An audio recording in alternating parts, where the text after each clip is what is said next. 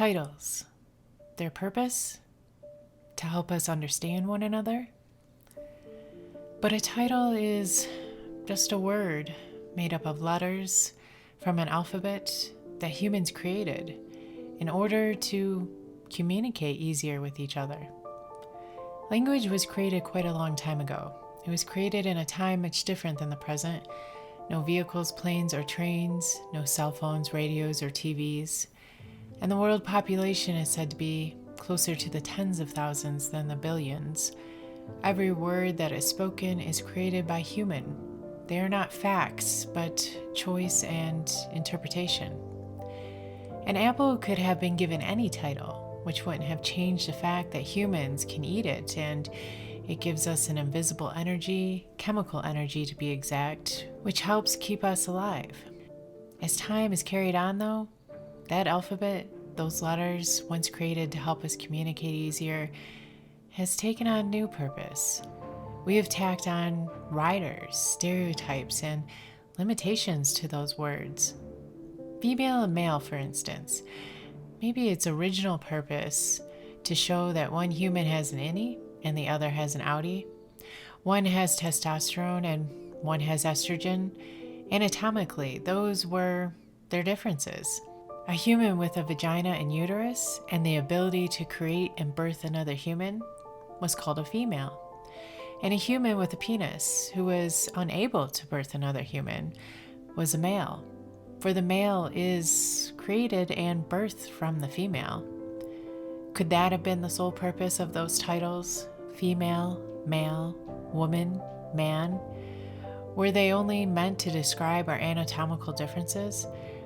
But now, having the titles female and male comes with thousands of years worth of everyone's judgments, stereotypes, and limitations. You must have long hair, and you must have short hair. You must wear dresses, and you must wear pants. You must wear makeup, and you may never. Pretty in pink is your color, but may it never be yours. Why? Why is pink considered male or female anyways? Color does not have a vagina or a penis, so how can it even be considered as one over the other? Who made up the rule that this color can only be worn by vaginas and this could only be worn by penises? It just doesn't make sense. It is just a color, is it not? No more or less than red or blue.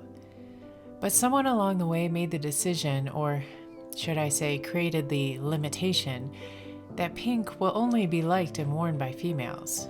Why? What is your logical reasoning behind that statement? What exactly makes a color fall into a specific gender? I'm not sure. That's just what I was taught. Okay, but why were you taught that? Why did your teacher teach you that? Do they even know the logic behind the lesson they gave? Or are they just passing forward thousands of years of other people's opinions and judgments? Because I personally love many colors, and my favorite changes with the tides. I don't see a gender in any of them. Has pink been predominantly worn by women? Maybe. But if the male gender would have been allowed to access the color pink and instead be respected by their character rather than by the color of their clothes, would that still be true? No color is a specific gender. It did not produce a vagina that I know of, and no, there's no sign of a penis either. So why can't anyone like any color they choose?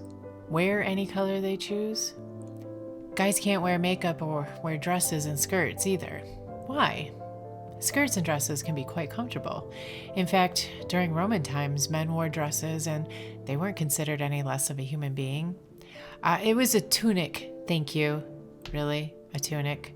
A tunic is a long garment made out of fabric. Hey, guess what? So is a dress. Name it whatever you like. Give it whatever title you want. Apple, orange. It's still a piece of fruit. And why is it that only women have the right to cover up their imperfections and have fun with color? What if we took these riders, these limitations off of each other? Just because you have a uterus doesn't mean you can't wear pants or cut your hair short. Why should it? Seriously. I don't know about you, but what makes me a female is the reproductive system I was born with. And that's it. I have an innie, a vagina, a uterus, and I am capable of creating and birthing a baby. Whether my hair is long or short, whether I decide to wear pants or a skirt, whether I have a petite voice or a loud voice, shave my legs or don't, like the color pink or blue, whether I become a nurse or a doctor, wear makeup or not, like a woman or a man, whether I show my emotions or I don't, does not identify my gender. My gender, my vagina, my uterus are just organs, cells, matter. Those body parts do not define who I am, what I like, what I'm capable of, my strengths, my path, my career, how I dress, who I love, or who I will become in this life.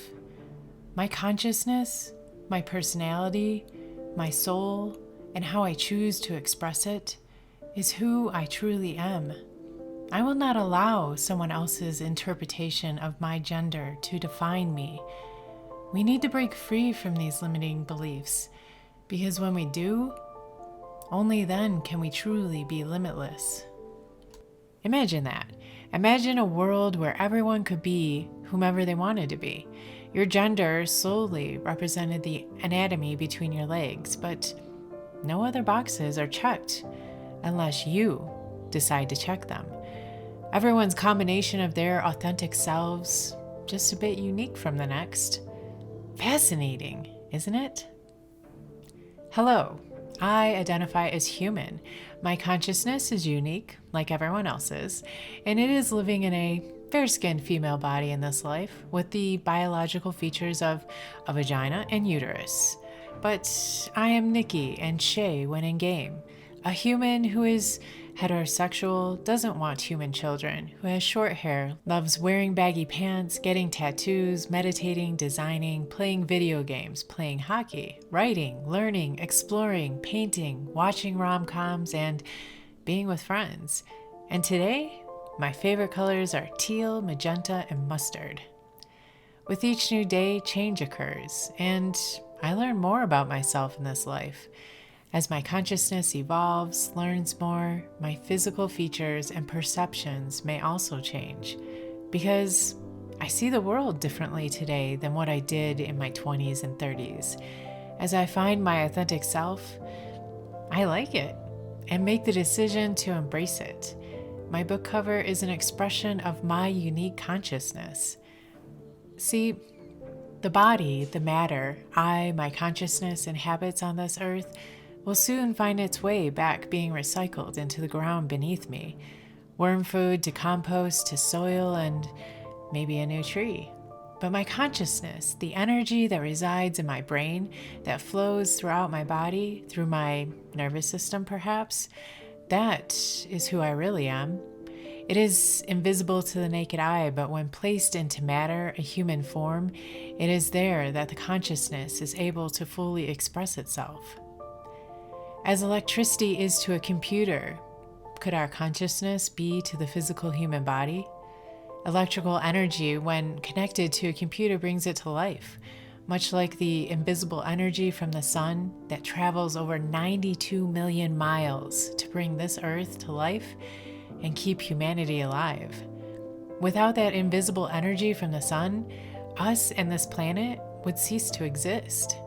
When the computer battery is no longer filled with that invisible energy, electricity, even though all the physical elements are still there, that computer no longer works.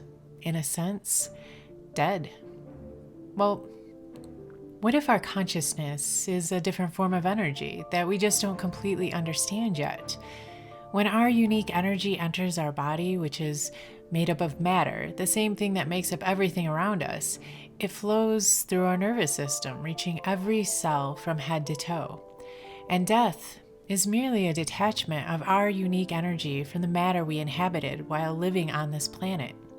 In a way, Earth rents out an outfit to each consciousness so they can experience life on it. The atoms of the past recycled to create a new form, whether it be plant, animal, human, or maybe it's time to evolve into something new. As our consciousness evolves, so does its frontal in the next life. Titles, they're just words someone decided to create. And titles like male and female, technically, are just the anatomical differences between human bodies. They are just words made from letters from an alphabet invented by humans thousands of years ago. Words only have meaning when you or I give it to them. Did our ancestors know everything about everything? Is there no need for humanity to think or explore a new idea? Or could there still be room for us to learn more and evolve our world into something better for everyone on this planet? Who are you? And who do you want to be? Not a single human consciousness is identical. That is the one thing about each of us that remains unique. Remember, we can be limitless if we choose and allow each other to be. Is it time to give that title new meaning? Is it time to let go of the past and explore something new?